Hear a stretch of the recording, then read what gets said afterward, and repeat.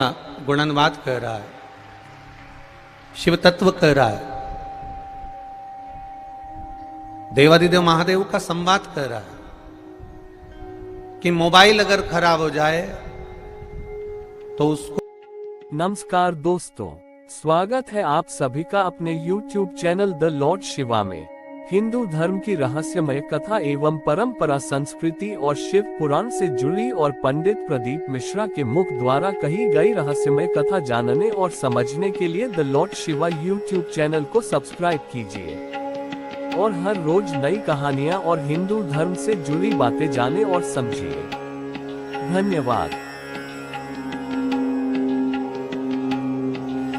गुणानुवाद कह रहा है, शिव तत्व कह रहा है, देवादिदेव महादेव का संवाद कह रहा है कि मोबाइल अगर खराब हो जाए तो उसको दुकान पर ले जाया जाता है और अगर मन खराब हो जाए तो उसको शिव महापुराण में लाया जाता है।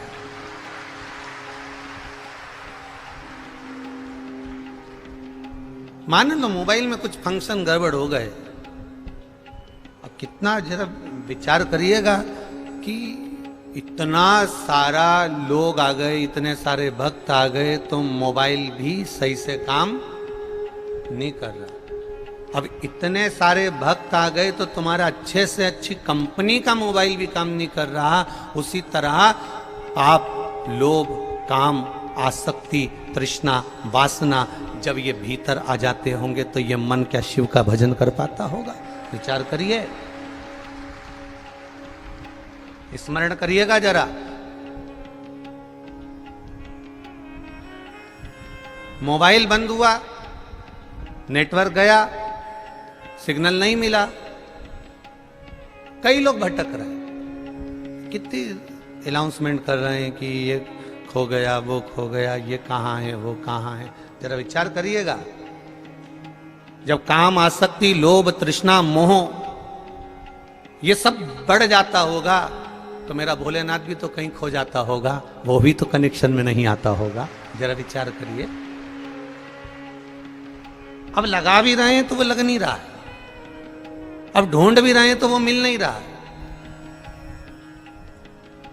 फिर कहा, बहुत आवाज लगा ली, बहुत अनाउंसमेंट कर लिया, नेटवर्क नहीं चल रहा, मोबाइल नहीं चल रहा, तो फिर कहा कि अब नहीं मिल रहा, ये कनेक्शन नहीं मिल रहा, तो एक काम करो कि अब घर पर पता करो कि वो कहीं घर तो नहीं पहुंच गया। उसी तरह फिर जो भटक जाता है काम में, आसक्ति में, लोभ में, तृष्णा में, वासना में, मोह में, फिर पता करा जाता है कहीं इसने सत्संग में जाना छोड़ तो नहीं दिया, कहीं ये मंदिर तो नहीं, तो वो आसक्ति से परे ना हो जाए।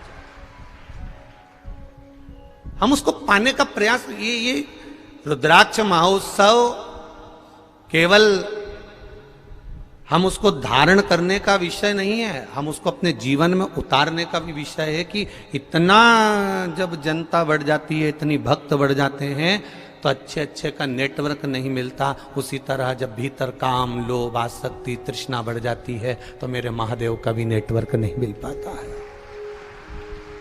कैसे मिलाओगे?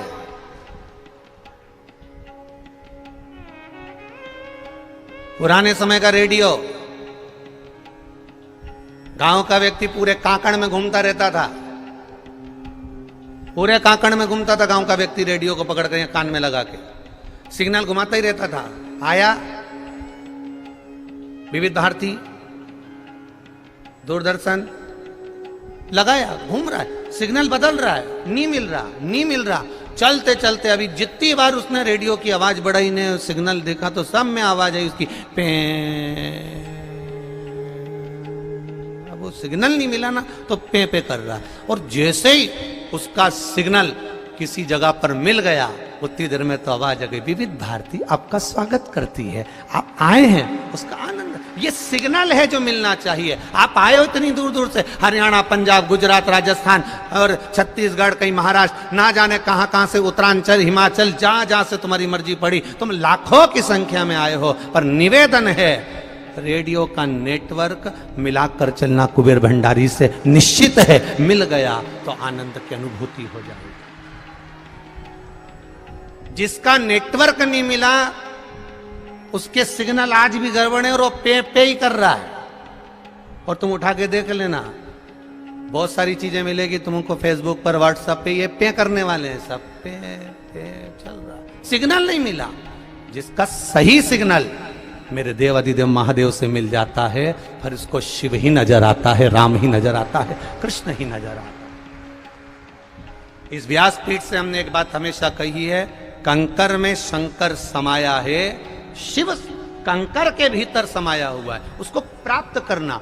इस सिद्धपुर नगर में, सीहोर की धरा पर, मेरी पवित्र भूमि इस सीहोर नगर में यदि आप आए हो तो इस सिद्धपुर की इसका नाम सीहोर नहीं था, इसका नाम सिद्धपुर था। सिद्धपुर का मतलब था कि मां सीवन के घाट पर, जहां से मां सीवन चालू होती है, जहां विराम होती है, वहां तक के भीतर 108 शिवालय सीवन के तट पर थे। उसका एक एक कंकर शंकर था। उसको पहचानो, उसको जानो।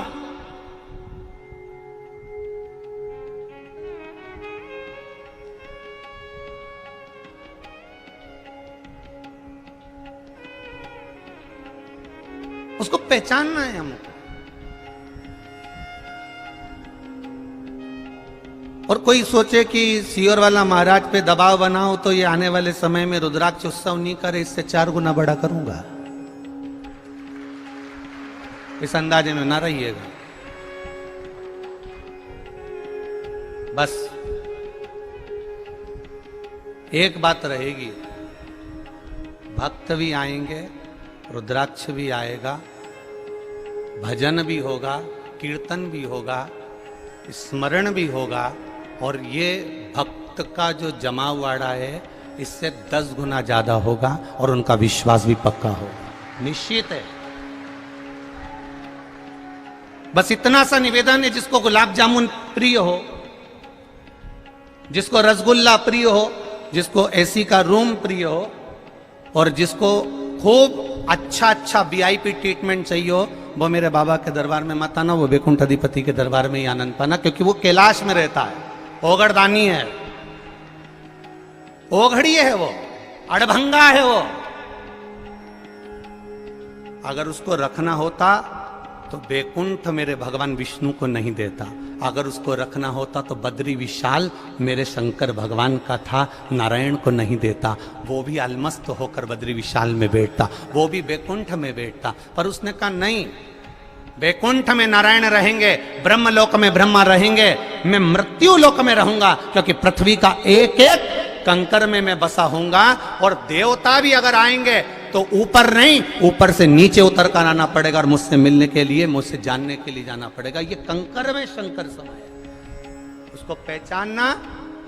लोग कहते हैं सीहोर सीहोर सीहोर, लोग कहते हैं सीहोर सीहोर, सीहोर नहीं है, सीहोर के एक एक कंकर का स्मरण तो करिएगा,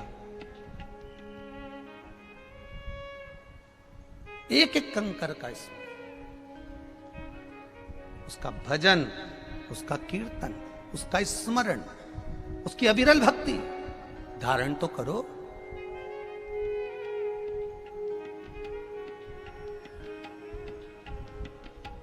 कई लोग कह रहे हैं आप रुद्राक्ष दे रहे हैं, रुद्राक्ष दे रहे हैं। इस रुद्राक्ष में ऐसा है क्या जो भोपाल से लेके इंदौर तक गाड़ियां चींटी की चाल से चल रही है? क्या है इस रुद्राक्ष में? हम उनसे कहेंगे गीता प्रेस गोरखपुर की शिव महापुराण की पुस्तक, पोथी अवश्य खरीदना, शिव महापुराण को अवश्य खरीदना, और एक बार दिल से उस शिव महापुराण की विद्येश्वर संहिता को पढ़ना। उसमें आपको एक एक रुद्राक्ष का महत्व मालूम पड़ जाएगा। सीहोर वाले महाराज से पूछने की जरूरत नहीं पड़ेगी, तुम भी सीहोर वाले नहीं, अपने नगर वाले महाराज कहलाओगे।